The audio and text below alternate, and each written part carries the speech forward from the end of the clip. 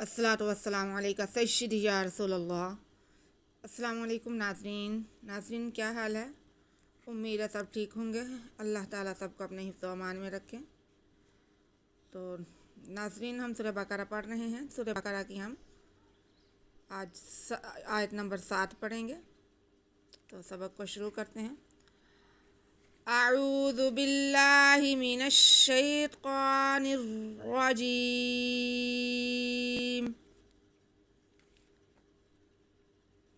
بسم اللہ الرحمن الرحیم۔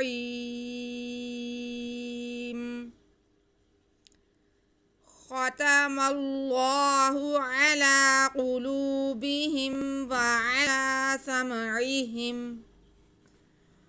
وعلی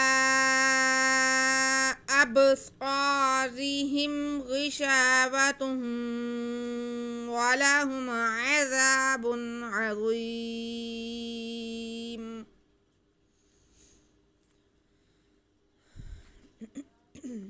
جی، ختم اللہ، خاتمہ تینوں پہ، خا پہ، تا پہ، میم پہ زبر ہے، ان کو بالکل بھی نہیں کھینچنا، ایک جیسا ہی پڑھیں گے۔ خاتمہ، آگے میم پہ زبر جو ہے اس کو ہم نے آگے اللہ کے ساتھ ملانا ہے، اور اللہ کے اس میں جلالت سے پہلے اگر زبر ہو تو اسے ہم پر پڑھتے ہیں، تو ہم اللہ کو پر پڑھیں گے، موٹا پڑھیں گے، منہ بھر کے پڑھیں گے۔ ختم اللہ، ختم اللہ، ختم اللہ علی قلوبہم،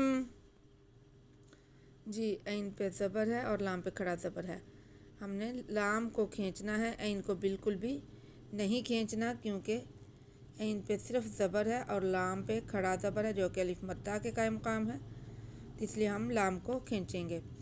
علی قلوبہم، علی، علی، لام کے بعد یا ہے، یا سائلنٹ ہے، یا نہیں پڑھا جائے گا، صرف لام کو ہم کھینچ کے پڑھیں گے۔ علی قلوبہم، قاف پہ بھی پیش ہے، لام پہ بھی پیش ہے، لیکن لام کے پیش کے ساتھ واو ساکن ہے، تو یہ مدہ ہو گیا، اس کو ہم کھینچ کے پڑھیں گے۔ قولو، قاف موٹا قاف ہے اور اس کے اوپر پیش ہے، تھوڑا منہ کو گول کر کے آواز کو بھر کے ذرا پھر پڑھیں، تو پھر آئے گا قولو، قولو، قولو بیہم، با کے نیچے زیر، آگے ہا کے نیچے بھی زیر اور ساتھ میں میم ساکن ہے، ان میں سے کسی کو نہیں کھینچنا، صرف لام کو کھینچیں گے کیونکہ اس کے ساتھ واو مدہ ہے۔ علی قلوبہم، علی قلوبہم وعلی سمعہم، یہاں پہ بھی لام پہ کھڑا زبر ہے، اس لیے ہم لام کو کھینچیں گے ایک الف کے برابر۔ وعلی، وعلی سمعہم، سمعہم، سین میم ساتھ ملے گی کیونکہ میم ساکن ہے، اور اس کے بعد عین ہے، عین کے بعد کو ہم نے واضح کرنا ہے، اسے دبانا نہیں ہے۔ سمعہم، وعلی سمعہم، ہر لفظ کو واضح کر کے پڑھیں تو ہی قرآن پاک کو پڑھنا اچھا بھی لگتا ہے اور خوبصورتی بھی آتی ہے۔ علی قلوبہم وعلی سمعہم، ختم اللہ علی قلوبہم وعلی سمعہم، یہاں پہ ہم وقف کر لیں گے، نہ بھی کریں تو کوئی بات نہیں، لیکن اگر کر لیں تو وقف کر سکتے ہیں یہاں پہ۔ وعلی ابصارہم، وعلی ابصارہم، یہاں پہ بھی عین پہ زبر ہے اور لام پہ کھڑا زبر ہے جو کہ الف مدہ کے قائم مقام ہے، اور لام کے کھڑا زبر یعنی الف مدہ کے قائم مقام جو کھڑا زبر ہے، اس کے بعد ہمارے پاس اگلے لفظ کے شروع میں حمزہ آ رہا ہے، ایک لفظ میں الف مدہ، دوسرے کے شروع میں ہمزہ، یعنی کہ ایک الف میں لام پہ کھڑا زبر اور دوسرے کے شروع میں ہمزہ، کھڑا زبر الف مدہ کے قائم کام ہے، اس لیے یہاں پہ مد ہو رہی ہے، مد منفصل، منفصل یعنی کہ جدا جدا حرفوں میں کھڑا زبر یا الف مدہ اور حمزہ آ رہے ہیں، تو یہاں پہ مد منفصل، اس کو ہم 4 الف کے برابر کھینچ کر پڑھیں گے۔ وَعَلَىٰ أَبْصَارِهِمْ، اب با جو ہے حروف قلقلہ میں سے ہے، اور حروف قلقلہ اگر ساکن ہوں تو انہیں ان کے آواز کو جنبش دے کے پڑھتے ہیں، ہلا کے پڑھتے ہیں، تو یہاں پہ ہم اب با کی آواز کو ذرا اچھی طرح سے واضح کر کے پڑھیں گے۔ وَعَلَىٰ اب یعنی کہ تھوڑا جھٹکا سا جیسے لگا کے پڑھتے ہیں۔ وَعَلَىٰ أَبْصَارِهِمْ، أَبْصَارِهِمْ، صاد پہ زبر ہے، ساتھ میں الف ہے، تو الف سے پہلے زبر اور الف مدہ ہوتا ہے، تو یہ صاد جو ہے اسے ہم کھینچ کے پڑھیں گے، یوں کہ اس کے ساتھ الف مدہ ہے۔ وَعَلَىٰ أَبْصَارِهِمْ، أَبْصَارِهِمْ، را کے نیچے زیر ہے اس لیے را باریک پڑھا جائے گا۔ وَعَلَىٰ أَبْصَارِهِمْ، آگے ہا کے نیچے زیر اور میم ساکن ہے، اس کو ملا کے بس پڑھ دیں گے، کھینچنا کسی کو نہیں ہے، صرف صاد کو کھینچیں گے کیونکہ اس کے ساتھ الف مدہ ہے۔ وَعَلَىٰ أَبْصَارِهِمْ غِشَاوَةٌ، غِشَاوَةٌ، غِشَاوَةٌ، غین کی آواز کو تھوڑا منہ گول کر کے ادا کریں تو یہ صحیح سے ادا ہو جاتی ہے۔ غِشَاوَةٌ، آگے شین کے پہ زبر ہے اور ساتھ میں الف ہے، الف سے پہلے زبر، الف مدہ، ہم شین کی آواز کو کھینچیں گے۔ غِشَا، غِشَا، آگے واو پہ زبر ہے، اس کو بالکل نہیں کھینچنا۔ غِشَاوَہ، آگے تا پہ تنوین ہے، ہمارے پاس 2 پیش کی تنوین ہے اور اس کے بعد واو آ رہا ہے، ہم نے تا کو واو کے ساتھ ملا کے پڑھنا ہے، وقف نہیں کرنا یہاں، تاکہ تنوین کی آواز کو ہم واو کے ساتھ ملا کے پڑھیں گے۔ ادغام کا قاعدہ ادغام بالغنہ۔ غِشَاوَةٌ وَلَهُمْ، غِشَاوَةٌ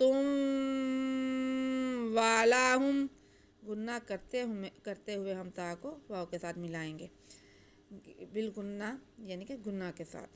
غِشَاوَةٌ وَلَهُمْ، لام پہ زبر ہے، ہا پہ پیش اور میم ساکن ہے تو کسی کو کھینچنا نہیں ہے۔ وَعَلَىٰ أَبْصَارِهِمْ غِشَاوَةٌ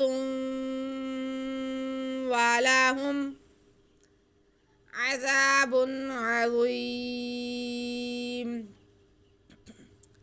عَذَابٌ عَظِيمٌ، عین پہ زبر، زال پہ بھی زبر ہے لیکن اس کے ساتھ الف ہے، الف مدہ ہے، یہ الف سے پہلے زبر ہوتا الف مدہ ہوتا ہے، ہم زال کی آواز کو کھینچ کے پڑھیں گے۔ عذاب، عذاب، با پہ تنوین ہے، اس کے بعد عین آ رہا ہے حروف ہلکی میں سے، تو یہاں پہ اظہار کا قاعدہ ہے، ہم تنوین کی آواز کو اور عین کو واضح کر کے پڑھیں گے۔ عذاب عظیم، اب یہاں پہ ہمارے پاس زال اور ضا دونوں ایک ہی آواز کے لفظ آ رہے ہیں، ان کا مخرج بھی ایک ہی ہے، ادا بھی ایک ہی جگہ سے ہوتے ہیں، لیکن فرق صرف اتنا ہے، زال کو ہم نے نرمی سے باریک ہی پڑھ دینا ہے، اور وا کو ہم نے پڑھنا تو نرمی سے ہے، سیٹی کے بعد اس میں بھی نہیں آنی، لیکن ہم نے تھوڑا موٹا کر کے پڑھنا ہے، زال کو موٹا نہیں کرنا، وا کو موٹا کرنا ہے، بس اتنا ہی ان میں فرق ہے، باقی ان کا مخرج ایک ہے، ان کی آواز بھی ایک ہی ہے، صرف اس کو باریک زال کو پڑھیں گے اور وا کو موٹا کر کے پڑھیں گے۔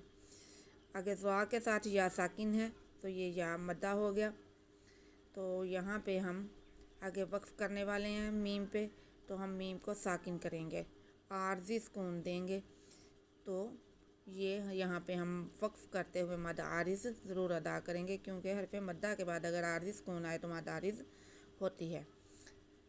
تو یہ آپ نے آوازوں کا فرق دھیان سے رکھنا ہے۔ عذاب عظیم،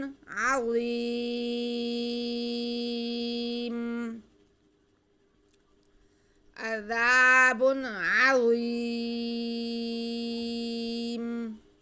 ناک میں آواز بھی نہ جائے اور لفظ دونوں جو ہیں وہ اپنے صحیح طریقے سے ادا ہو جائیں۔ زال آرام سے نرمی سے سیٹی کے بعد تو زال میں بھی نہیں آنی اور غا میں بھی نہیں آنی۔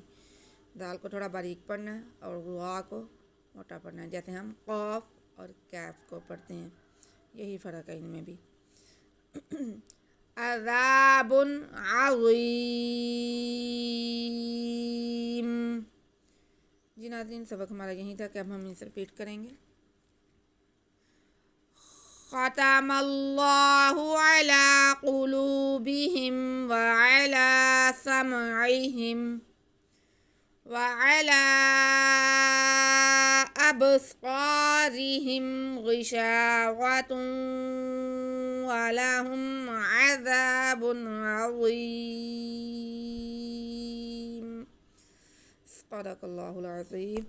جی ناظرین، آج کا سبق ہمارا یہیں تک ہے، آپ اسے ریپیٹ کر لیں، اس کے قواعد کی مشق کر لیں۔ اگر آپ کو سمجھ آئے تو ویڈیو کو لائک اور شیئر کر دیں پلیز، اور چینل کو سبسکرائب کر کے بیل آئیکن دبا دیں تاکہ آنے والی ہر ویڈیو آپ تک فوراً پہنچ سکے اور آپ فائدہ حاصل کر سکیں۔ ہمیں دعا میں یاد رکھیں۔ اللہ ہم سب کا حامی و ناصر ہو۔ اللہ حافظ۔